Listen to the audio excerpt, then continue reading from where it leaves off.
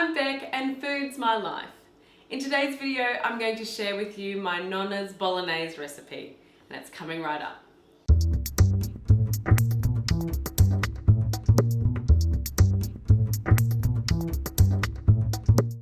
Eating my Nonna's Bolognese as a child was such a special experience. I still remember walking into her unit and instantly I would get that unique, delicious smell that was only ever my Nonna's Bolognese. But over the years, Mum learnt from my Nonna how to make it almost exactly the same as my Nonna. So this recipe today is very close to my Nonna's original Bolognese.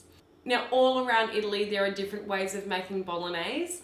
So my grandma grew up in the northern part of Italy in Piemonte, which is very close to the French border.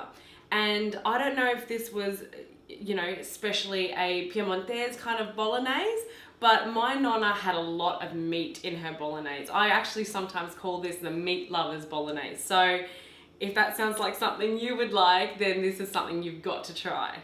So there's quite a few ingredients that go into this Bolognese, but once everything is prepped, making the Bolognese itself is actually really quite easy. A little bit time consuming because you need to cook it on low for about an hour or so, but the result is outstanding.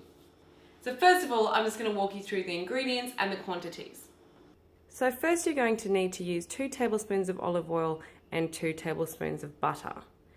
Then you're going to need to dice 1 large onion and chop into 4 pieces 1 large carrot. Next, you're going to need to finely chop about 5 to 6 cloves of garlic. You're going to need 4 bay leaves, roughly about a tablespoon worth of finely chopped rosemary, about a tablespoon worth of finely chopped basil, and about 1 teaspoon worth of finely grated nutmeg. Then over on this plate, we've got 3 rashers of bacon, diced, and here I have 12 thin slices of Italian salami that I've diced. Now, when it comes to using salami, it's really important that you use a good quality Italian salami. Not one of the ones that you buy sort of packeted in the deli of your supermarket. They're not ideal. I like to buy Borgo brand, Lismore variety salami. I get this salami from a local fromagerie. So those of you who are local, I go to Mullaney and I go to Colin James Fine Foods and I buy my salami from their little fromagerie in that store. Their salami is always super fresh. And just a little tip with salami, the longer you keep it, the harder the meat becomes. And so you think ideally, it's not great to cook with, but the flavour has become more intense. So I do buy my salami a few weeks before I intend to cook with it. I let it get pretty hard and then I finally slice those 12 slices and chop them up finely. Once they go into the sauce, they're gonna soften up, but the best part is the flavor is just spot on. Now this was really one of Nonna's secrets to her sauce. That good quality salami just takes this sauce to another level. Now, when it comes to beef, I use rump steak, and here I've got 2 slices of rump steak that I have chopped up into mince by hand, and 500 grams of pork mince. Yes, Nonna never used beef mince in her Bolognese. She would always choose the best cuts of meat she could find and then make the mince herself.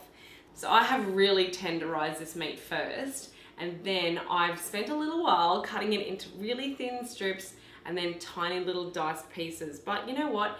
It's these little things, these little lengths that you go to that's going to make a difference in the end. Then we've got 2 teaspoons of beef stock powder, 2 tablespoons of tomato paste, 2 400-gram tins of chopped up tomatoes, half a cup of Parmesan cheese, 150 mils of pure cream, and half a glass of red wine. So let's talk about wine. Lots of Bolognese asks for red wine. Now you can use a Cab Sav. Nonna always used to use rosé. And I use rosé sometimes too, but lately Mum and I have been using this particular fortified red wine. This is Martini Rosso. And we like using this one because it's just got a little hint of sweetness that adds to the flavour of the sauce. So in a heavy base saucepan, I've just popped in my 2 tablespoons of olive oil, and now I'm going to add my 2 tablespoons of butter. I'm just going to heat that up. Then to this I'm going to add my onions and my carrot. I'm going to cook them until the onions start to become transparent. Now to this I'm going to add my garlic and all those herbs. Give that a good stir. And I'm cooking this on a medium to high heat. Next I'm going to add the salami and the bacon. I'm just going to render off those meats until the fat has nicely melted into grease in the pan.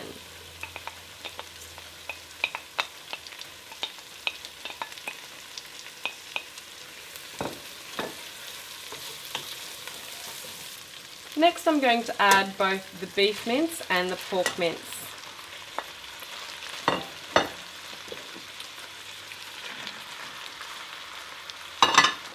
So at this point when you're cooking the mince, naturally a lot of the juices are released at this stage, and what we want to do is we just want to keep cooking and stirring this mince until most of those juices have evaporated. Okay, so now all those juices have significantly reduced, so I'm going to now add my 1/2 cup of red wine, and I'm going to cook the mince until the red wine has evaporated.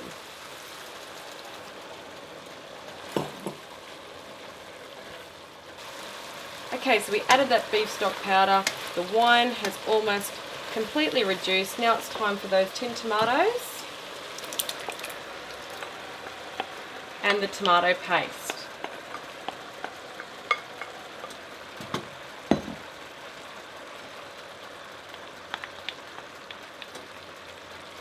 Now what we're going to do is give this a good mix.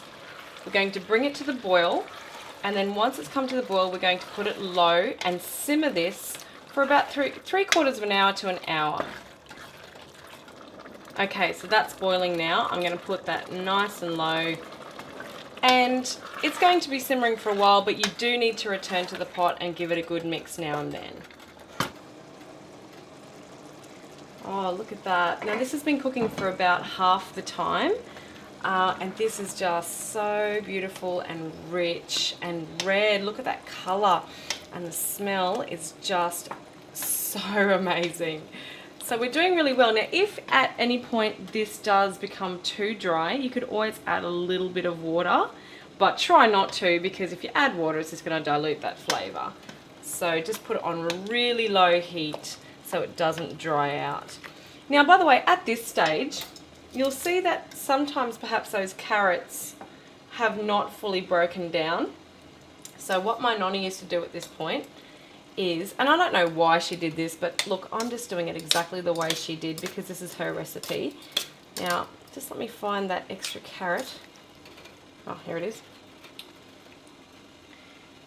Okay, so what my Nonna used to do at this point is she'd pull out those carrots if they weren't broken down, and with a fork she would mash them, and then she would return them to the pot. So just, it's a bit hard because it's so hot. That'll do. And just add them to the pot at this stage.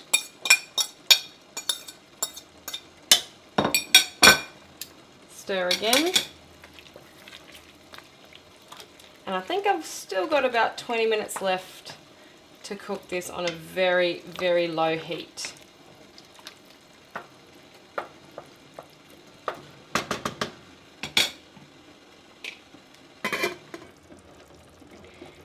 Okay, so my sauce has been cooking for 45 minutes roughly, and now it's time to just add our final flavours.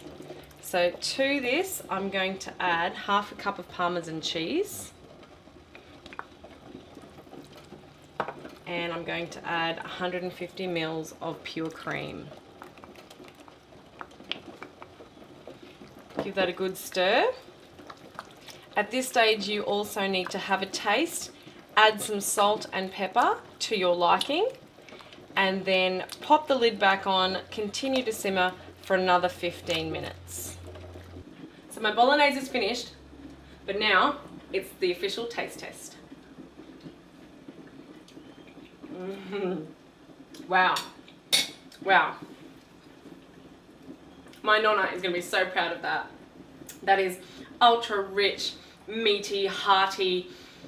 Oh, you've got to try this for yourselves, guys. Once you do, you're never going to go back to store-bought jars of, you know, bolognese. It's just, this is on a whole nother level.